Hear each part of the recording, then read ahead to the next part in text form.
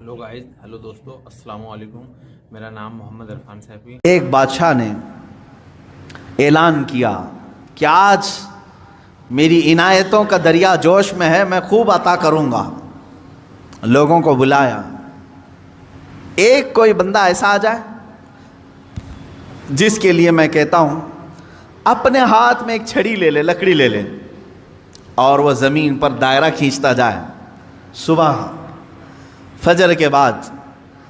अब वो दायरा खींचता खींचता सूरज के डूबने से पहले पहले तक जितना दायरा खींच लेगा वो पूरी ज़मीन उसके नाम पे कर दूंगा। उसे बहुत बड़ी ज़मीन चाहिए थी, इतनी बड़ी कि उस सल्तनत में किसी की ना हो। जब फ्री में मिल रही है, खींचता खींचता वो बहुत लंबी ज़मीन तूने घेरा है, इतनी बड़ी ज़मीन किसी को नहीं मिलेगी सल्तनत। सूरज डूबने से पहले पहले वो अपने पॉइंट पे पहुंच गया। इस तरह कि पैर उसके एक तरफ, हाथ उसके इस तरफ, सो करके उसने अपनी लकड़ी आगे की, पॉइंट पर पहुंच गया। उसके बाद सूरज डूब गया। अब उसकी हो गई ज़मीन। बादशाह ने ऐलान किया कि आज मेरी इनायतों का दरिया जोश में है, मैं खूब अता करूंगा। लोगों को बुलाया, एक कोई बंदा ऐसा आ जाए जिसके लिए मैं कहता हूँ अपने हाथ में एक छड़ी ले ले, लकड़ी ले ले, और वह ज़मीन पर दायरा खींचता जाए सुबह फजर के बाद। अब वो दायरा खींचता खींचता सूरज के डूबने से पहले पहले तक जितना दायरा खींच लेगा वो पूरी ज़मीन उसके नाम पे कर दूंगा। दिन भर में आप कितने एकड़ खींच लेंगे? अगर फ्री में मिल रहा है तो कौन छोड़ेगा? दायरा खींचने के लिए कहा कि जो लकीर से सर्कल बना ले, जितना बना लेगा, लेकिन टाइम है सूरज डूबने से पहले पहले तक।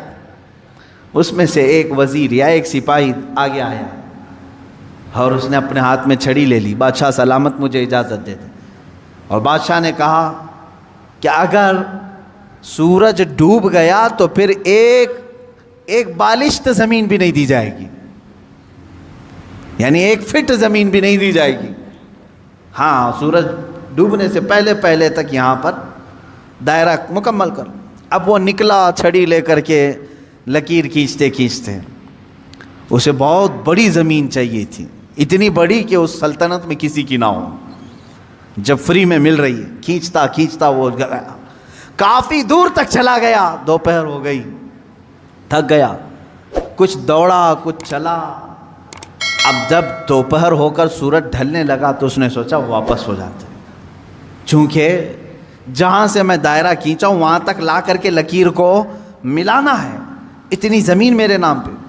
अब वापस हुआ। अब ये कितने किलोमीटर की ज़मीन घेरा था वल्लाह वालों। दौड़ा था उसने सुबह से लेकर दोपहर तक, न खाना है न पानी है, दौड़ रहा था। दौड़ते दौड़ते सूरज पीला हो गया, असर का वक्त आ गया। अब उसने देखा कि बादशाह का महल और सिपाही सब करीब नज़र आ रहे हैं। दिल में ठंडक हो गई, मैं पहुंच जाऊंगा। सूरज के डूबने से पहले पहले मेरे बिगिनिंग पॉइंट जो है, जहाँ से स्टार्ट हुआ तो वहाँ तक पहुँचना है मुझे। लेकिन थक गया था, आज़ा जवाब दे रहे थे, निढाल हो गया। शायद आधा किलोमीटर या 1 किलोमीटर बाकी रह गया होगा, चलने की सकत नहीं रही। लेकिन बाहर से वहाँ से लोग आवाज़ें दे रहे थे, बहुत लंबी ज़मीन तूने घेरा है, इतनी बड़ी ज़मीन किसी को नहीं मिलेगी सल्तनत में, आ जा दौड़ते हुए। कुछ लोगों ने हिम्मत दिखाई, हौसला दिलाया, दौड़ा और तेज़ी से दौड़ा, फिर दौड़ा। सूरज डूबने के बिल्कुल पास में आ गया। सूरज गुरूब होने के लिए बस आधा सूरज अंदर जा चुका था, और इसका पॉइंट जहाँ से शुरू किया था वो भी करीब नज़र आ रहा था, वो भी करीब नज़र आ रहा था। दौड़ा और दौड़ा, यहाँ तक कि अपने उस पॉइंट के बिल्कुल पास में पहुँचा। लेकिन सूरज डूबा। कितना बाकी था? सूरज डूबने से पहले पहले वो अपने पॉइंट पे पहुँच गया। इस तरह कि पैर उसके एक तरफ, हाथ उसके इस तरफ, सो करके उसने अपनी लकड़ी आगे की, پوائنٹ پر پہنچ گیا، اس کے بعد سورج ڈوب گیا. اب اس کی ہو گئی زمین، جتنا صبح سے لے کر دوڑا تھا اس کی ہو گئی زمین. لیکن جب قریب میں آئے اٹھانے کی کوشش کی تو اس کا انتقال ہو چکا تھا. دن بھر ایسا دوڑا تھا کہ روح نکل گئی، اسی طرح پڑا تھا. اس کے پیر اور اس کے ہاتھ، اس کا ہاتھ کی موجود لکڑی اس پوائنٹ تک پہنچی ہوئی تھی اور وہ وہاں مرا ہوا پڑا تھا، روح نکل چکی تھی. بادشاہ آیا، وزیروں کو کہا اٹھاؤ، اس کی قبر یہی بنائی جائے گی جہاں یہ انتقال کیا ہے. اس کی قبر وہیں کھودی گئی. کتنے فٹ کا رہا ہوگا؟ 6 فٹ کا رہا ہوگا، جتنا بھی رہا ہوگا. قبر اس کی بنائی. بادشاہ نے ایک بہت تاریخی جملہ اس کی قبر پر لکھا، کہا کہ اس کو ضرورت صرف 6 فٹ کی تھی، دوڑا پورے دن بھر، اس کو اتنی ضرورت تھی اور دوڑا اتنا کہ اپنی موت کے منہ میں چلا گیا. موت کے منہ میں چلا گیا. یہی ہماری زندگی ہے آج، تقریباً اسی کی طرح ہم بھی کر رہے ہیں.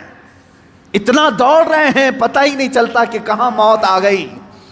تمہیں ان تمام چیزوں کی ضرورت ہی نہیں تھی جس کے پیچھے پڑے ہوئے ہو. سب تو اللہ نے لکھ کر کے بھیجا ہے. ارے میاں، تم اپنی ماں کے پیٹ میں 100 دن کے نہیں تھے، تب اللہ نے فرشتوں کو بھیج کر کے لکھوا دیا، اسے اتنا رزق لکھ دو، اسے اتنے اولاد لکھ دو، اسے اتنی خوشبختیاں لکھ دو. سب لکھا جا چکا ہے. جو ملنا ہے اس پر ہم پوری زندگی کیوں داؤ پر لگائیں؟ ہمیں تو اس مولا کو راضی کرنے کے لیے زندگی خرچ کرنی چاہیے. ہم وہ نہیں کر سکے. میں یہاں چند بزرگوں کی بات بتا دوں. اللہ والے کیا دنیا میں انہوں نے کچھ حاصل نہیں کیا؟ مخدوم علی شاہ مینا رحمۃ اللہ تعالی علیہ، محمد شاہ مینا رحمۃ اللہ علیہ، لکھنؤ کے بڑے بزرگ، ان کی سیرت میں نے پڑھا. جانتے ہیں عبادت بھی کیسے کرتے تھے؟ اللہ اکبر. رات کے وقت کھلی دیوار جو ہوتی، کمپاؤنڈ جیسے ہوتا ہے دیوار کے اوپر کھڑے ہو جاتے تھے، عبادت کے لیے کھڑے ہوتے تھے. ادھر بھی نیچے، ادھر بھی نیچے، بیچ میں دیوار ہے. کھڑے کھڑے عبادت کرتے تھے رات تک. لوگ کہتے کہ حضور مسجد ہے، نیچے صحن ہے، آرام سے کریں. کہتے جب آرام ملتا ہے تو نیند آ جاتی ہے، آرام ملتا ہے تو نیند آ جاتی ہے. میں دیوار پر کھڑا ہوتا ہوں اور رات کو نیند آتی ہے تو کبھی کبھار دیوار سے گر جاتا ہوں. تو کہا گر جاتے ہیں پھر بھی کھڑے ہوتے ہیں؟ کہا ہاں، جو جسم غافل ہوگا اس کی سزا یہی ہے کہ وہ دیوار سے گرایا جائے. جو اپنے مولا سے غافل ہو اس کی سزا یہی ہے کہ اسے گرایا جائے. یہ اللہ والے تھے جو لمحے بھر کے لیے غافل ہوتے تو اپنی جسموں کو سزا دے دیتے تھے. حضرت سیدنا ابو بکر شبلی رحمۃ اللہ تعالی علیہ، یہ ہمارے سلسلہ قادریہ کے بڑے بزرگ ہیں. بحر شبلی شیر حق دنیا کے کتوں سے بچا، ایک کارک عبد واحد بے ریا کے واسطے. ہم شجرہ میں پڑھتے ہیں ان کا نام. حضرت ابو بکر شبلی رحمۃ اللہ علیہ بغداد شریف کے بزرگ ہیں. سیدنا امام اعظم ابو حنیفہ رضی اللہ تعالیٰ عنہ کے پڑوس میں دفن ہیں. آپ جب رات کو ذکر الہی کے لیے کھڑے ہوتے یا عبادت کے لیے کھڑے ہوتے، ایک مرتبہ ایسا ہوا کہ آپ کو جھپکی آئی، نیند آئی. یہاں تو لوگ رات تو چھوڑے جمعہ میں سوتے ہیں، بہت سارے لوگ تو جمعہ میں اپنی نیند کمپلیٹ کر کے آتے ہیں. پتہ ہی نہیں چلا کہ امام کب کھڑا ہوا، اقامت کب ہوئی، خطبہ تو پورا نیند میں چلا گیا. واللہ عالم سوتے ہیں یا پھر کشف کرتے ہیں، مراقبہ کرتے ہیں، 4تھی منزل پر پہنچتے ہوں گے. عزیزان گرامی، یہ وہ دل سوتا ہے جسے اپنے رب تعالیٰ کی طرف توجہ نہیں ہوتی. وہ آیا ہے رسم ادا کرنے کے لیے، وہ آیا ہے لوگوں کے دکھاوے کے لیے. دل کی توجہ اور دل کی حضوری ہو تو نیند کہاں کی. حضرت ابو بکر شبلی رحمۃ اللہ تعالی علیہ رات کے وقت جھپکی آ گئی، تھوڑا سا اونگ آئی. کیا کیا جانتے آپ؟ وہ کھڑے ہوئے. پہلی مرتبہ رات میں ایسا ہوا کہ مجھے اونگ آ گئی. کیسا ہوا؟ اس کے بعد گئے، سرما لگانے کی سلائی لے کر نمک میں پھیرا اور نمک پورا آنکھوں میں لگایا. آنکھوں میں نمک لگاتے، ذرا لگا کر کے دیکھو اپنی آنکھوں میں نمک کیا حالت ہوگی. سیدنا ابو بکر شبلی رحمۃ اللہ علیہ کی آنکھوں سے خون رستا تھا، خون رستا تھا، ٹپکتا تھا.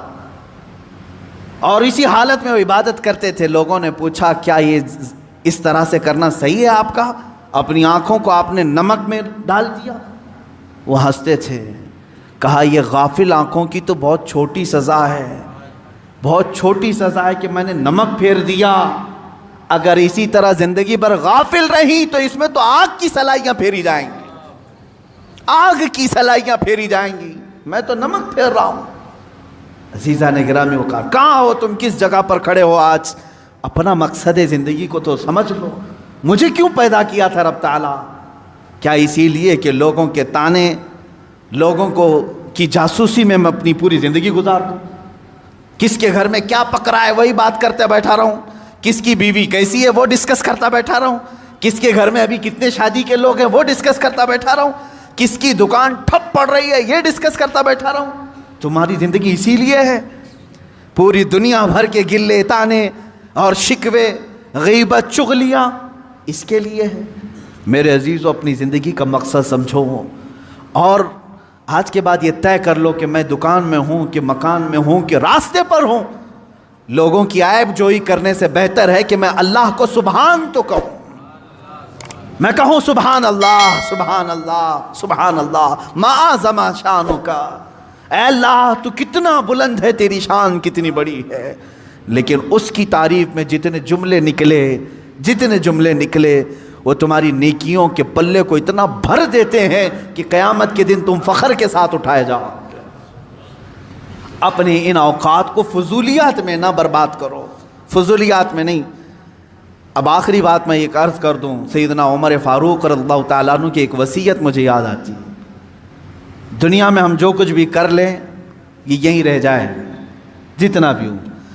آپ نے 2 وصیتیں کی تھی اپنے انتقال سے پہلے. کہا میری قبر چھوٹی بنانا, بس بہت زیادہ لمبی چوڑی نہیں, چھوٹی سی, اتنی کہ ایک کروٹ بھی نہ ہو. چھوٹی قبر بنا کر کے مجھے دفن کرنا. دوسری وصیت, مجھے سادہ سا کفن کپڑا دینا, عام لباس میں مجھے دفن کر دینا, کفن دینا. جبکہ حدیث پاک میں ہے, حضور صلی اللہ علیہ وسلم نے فرمایا کفنوا موتاکم باحسن اثوابکم, اپنی میتوں کو اچھے سے اچھا کفن دو. جتنا وہ عید بقرعید میں قیمت کا کپڑا پہنتے تھے اتنی قیمت کا کپڑا انہیں کفن میں دو. یہ مسئلہ ہے. عمر فاروق رضی اللہ تعالیٰ عنہ کی وصیت, یہ ان کا تقویٰ ہے. فرمایا چھوٹی قبر میں مجھے دفن کر دو, سادے کفن میں مجھے ملبوس کر کے دفن کر دو. پوچھا گیا لوگوں نے آپ سے کہ ایسا آپ کیوں فرما رہے ہیں؟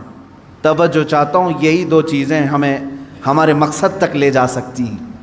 فرماتے ہیں اے لوگو, اگر تم نے مجھے امیر المومنین سمجھ کر کے, بڑا سمجھ کر کے بڑی لمبی چوڑی قبر کھود دی, شاندار قبر بنا کر کے دفن کیا, ہونا کیا ہے؟ تم دفن کر کے ادھر جاؤ گے, اگر میرے اعمال میں ایک بھی عمل میں پکڑا گیا تو یہ تو پوری چوڑی قبر بھی دبا کر کے میری ہڈی پسلیاں توڑ دے گی, دیواریں دبائیں گی. کیونکہ حدیث پاک میں ہے وقتۃ القبر حق, قبر کا جھٹکا دینا حق ہے, ہر ایک کے ساتھ ہوگا. سیدنا عمر فاروق فرماتے ہیں یہ قبر کی دیواریں تو ہڈی پسلیاں توڑ دیں گی اگر میں کسی عمل میں پکڑا گیا. اور رہی بات چھوٹی قبر, تم کھود کر کے مجھے دفنا رہے ہو. اگر مولا تبارک و تعالیٰ کے ہاں میں پاس ہو گیا, میرے اعمال نکل گئے, تو تمہارے کھودنے کا کیا, اللہ اتنی کشادہ کرے گا کہ جہاں تک نگاہ جائے وہ تو تم کھود بھی نہیں سکتے, اتنی بڑی میری قبر بن جائے گی. اسی لیے میری قبر کا دار و مدار زندگی کے اعمال پر ہے, تمہارے بنانے پر نہیں, تم چاہے جیسی بھی بناؤ. اور دوسری بات کفن کی, چلو تم نے بہت مہنگا کفن مجھے پہنا دیا. حضرت عمر فرماتے ہیں اگر میں پکڑا گیا, میرا عمل کوئی اللہ کی بارگاہ میں گرفت میں آیا, تو تم نے چاہے جتنا بھی مہنگا کفن دیا ہو یہ سب کھینچ لیا جائے گا, سب سڑا دیا جائے گا, ختم کر دیا جائے گا. اور اگر تم نے ہلکا کفن بھی دے دیا مجھے, سستا کفن بھی دیا, لیکن مولا کو میرے اعمال پسند آ گئے تو وہ تو مجھے جنتی لباس پہنائے گا. سارا دار و مدار میرے اعمال پر ہے. اسی طرح میرے عزیزو, تمہاری عمدہ کوٹھیاں، تمہارے عمدہ بنگلے اور تمہارے بڑے بڑے جنازے، چاہے لاکھوں کے خرچ کے ساتھ تم نے اپنی میتوں کو دفن کا انتظام کیا ہو، کچھ نہیں ہونا ہے۔ تمہاری زندگی کا سارا دار و مدار یہی چند دن ہے جو تم اللہ کو منانے میں لگا دو گے۔ اٹھاؤ اپنی تسبیحاں، اٹھاؤ اپنی تسبیحات اور اللہ رب العزت کے نغمے گاؤ، اس کی حمد بیان کرو جتنا وقت تمہیں ملے، اور اٹھاؤ تسبیحات، بارگاہ مصطفیٰ میں درود کی کثرت کرو۔ تمہاری زبان اس لیے نہیں دی گئی ہے کہ لوگوں کو طعن و تشنیع کرو، ان کو گالیاں دو۔ تمہاری زبان اس لیے ہے کہ مختصر وقت میں اللہ کی جنت خرید لو، کیونکہ میرے آقا صلی اللہ علیہ وسلم نے یہ زبان یوں 2 انگلیوں میں پکڑ کر کے کہا تھا صحابہ سے، اے صحابہ سنو، یہ جو ٹکڑا ہے گوشت کا، یہ انسان کو دوزخ میں بھی لے جاتا ہے، جنت میں بھی لے جاتا ہے۔ یہ گوشت کا ٹکڑا، تم خود اپنے طرف سے ایسی بربادیاں نہ کرو۔ اسی لیے میں آیت کی طرف پھر سے آ رہا ہوں۔ اللہ نے فرمایا افحسبتم انما خلقناکم عبثا، کیا تم یہ گمان کر کے بیٹھے ہو، یہ سوچ کر بیٹھے ہو ہم نے تمہیں بیکار میں پیدا کیا؟ وَأَنَّكُمْ إِلَيْنَا لَا تُرْجَعُونَ، کیا تم یہ سوچ کر بیٹھے ہو کہ ہماری طرف تم نہیں لوٹائے جاؤ گے؟ لوٹائے جاؤ گے۔ ابھی ابھی میں جنازے سے فارغ ہو کر آیا، ابھی ابھی، شاید روز ایک جنازہ دیکھتے ہوں گے آپ، کس طرح سے لائے جاتے ہیں، تمہیں اندازہ ہے ہماری بھی موت آئے گی۔ اس دن ہمارے پہنے ہوئے لباس اتارے جاتے ہیں، اور ایک ہی لباس ہے، وہ ایک ہی یونیفارم ہے اس جگہ پہنچنے کا، ان سفید لباس میں باندھ کر کے لاتے ہیں۔ تم اگر آج اللہ کی بارگاہ میں نہیں آنا چاہتے، ایک دن ایسا آئے گا سب لوگ پکڑ کے لائیں گے، امام کے سامنے رکھ دیں گے۔ یہ آتا نہیں تھا، اب لایا گیا ہے۔ ناک میں روئی ٹھونس کر کے، کانوں میں کپاس رکھ کر کے، انگلیوں کو باندھ کر کے، پیٹ کو باندھ کر کے، پوری طرح سے جکڑ کر کے لا رہے ہیں۔ یا میں عزت سے بھی کہوں گا، بعض وہ ہیں جو جنت کی طرف جا رہے ہیں، عزت سے ہی جا رہے ہیں، لیکن لائے جائیں گے، ہر کوئی لائے جائے گا۔ وَأَنَّكُمْ إِلَيْنَا لَا تُرْجَعُونَ، تم یہ گمان کرنا ہی مت کہ تم نہیں لوٹائے جاؤ گے، ہر ایک کو لوٹنا ہے۔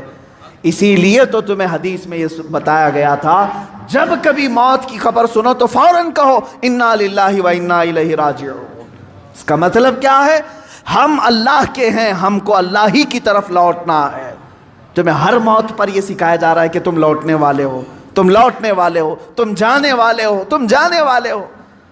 عزیزان گرامی وقار، جانے والا اتنے آرام سے اور سستی اور کاہلی میں زندگی نہیں گزارتا۔ کل مجھے سفر پر جانا ہے، آج ہی میں نے سوٹکیس تیار کرنا شروع کر دیا، مجھے کیا کیا پہننا ہے رکھ دیا، کیا کیا استعمال کرنا ہے سب رکھ دیا، صابن سمیت سب چیزیں رکھ دی، ٹوتھ پیسٹ تک نہیں بھولتے۔ لمبا سفر ہے، جتنے دن کے لیے جا رہے ہیں، بیگ تیار آج سے۔ جس کو سفر پر جانا ہے وہ خالی نہیں پھرتا، اور جو آج خالی دکھ رہا ہے، فضول دکھ رہا ہے، اس کا مطلب ہے کہ وہ بھولا بیٹھا ہے کہ اسے جانا ہے۔ اور پھر عزیزو، اگر تم بھولے ہو تو بھولے رہو۔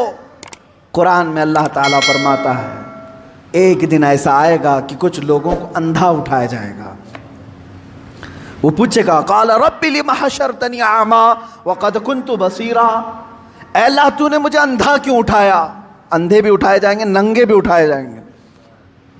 پوچھے گا کیوں مجھے اندھا اٹھایا جبکہ میں دیکھتا تھا، آنکھیارا تھا؟ رب تعالیٰ کا جواب سنو، 16ویں پاری کی آیت میں پڑھ رہا ہوں، سورہ طٰہٰ کی آیت۔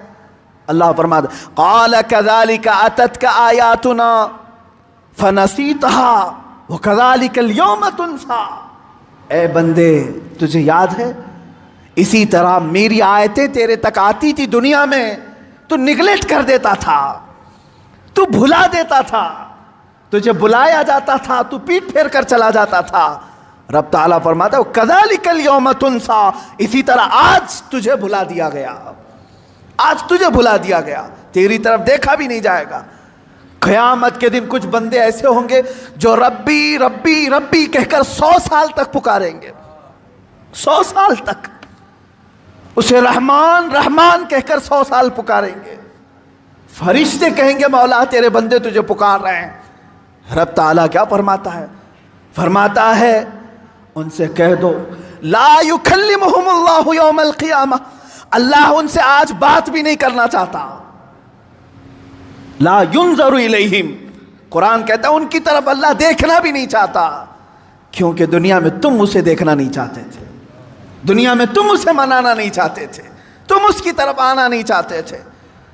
قیامت کا دن وہ بڑا جانگداز ہے، وہاں فرشتے، ملائے اعلیٰ، انبیاء سب نفسا نفسی کے عالم میں ہیں.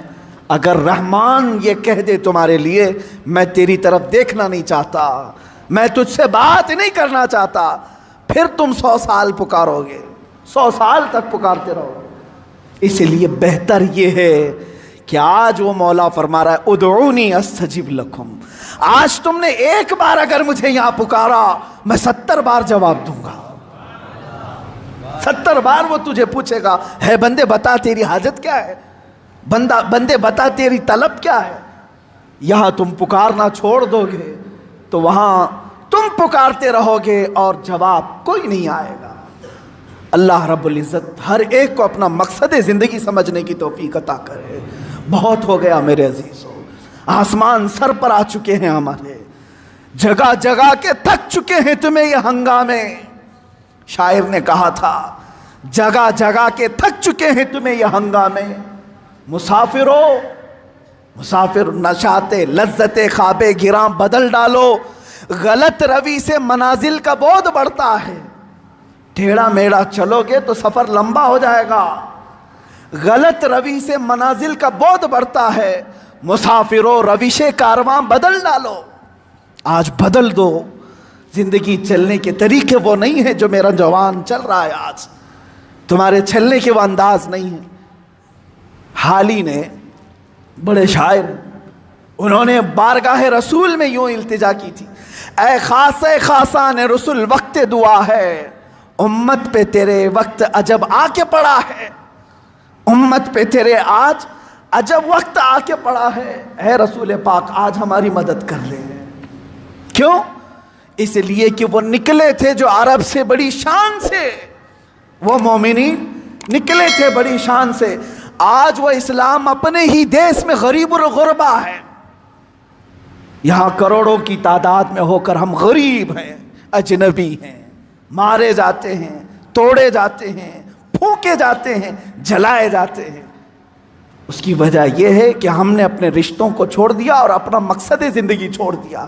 وہ صحابہ کی جماعت تو دیکھیں، نہتے تھے، نکلتے تھے، اور شادی کے لیے نکلا ہوا جوان آج شادی ہے. حضور نے طے کی شادی، راستے میں سامان خریدنے گیا ہے. حضرت عبداللہ اسود رضی اللہ تعالیٰ عنہ کالے حبشی تھے، غریب تھے، مال صحابہ نے دیا تھا جا تیری شادی ہے سامان خرید کر کے لیا. بازار میں گئے، اچانک کافروں کے حملے کی خبر آئی کہ مدینے پر حملہ ہونے والا ہے. اعلان ہو گیا، اللہ کی رضا کے لیے اللہ کے رسول نے بلایا جہاد میں. شادی کا سامان چھوڑ کر کے وہ تلواریں خریدنے میں لگ گئے، گھوڑا خریدا، زیرہ خریدا. صحابہ کہتے ہیں یہ سارے سامان جو شادی کے خریدنے کے تھے سب اپنی شہادت کے سامان خرید کر کے آیا، اور گھوڑے پر بیٹھا. لوگ کہتے ہیں ہم پہچان نہیں پا رہے تھے، اس لیے کہ ہمیشہ یہ پیدل چلنے والا آج نہایتی شان کے ساتھ گھوڑے پر سوار ہے. لوگوں نے پوچھا ذرا اپنا چہرہ ہٹا کر کے دکھاؤ، زیرہ لوہے کی تانتوں والی جو ٹوپی ہوتی تھی پہن کر کیا ہے.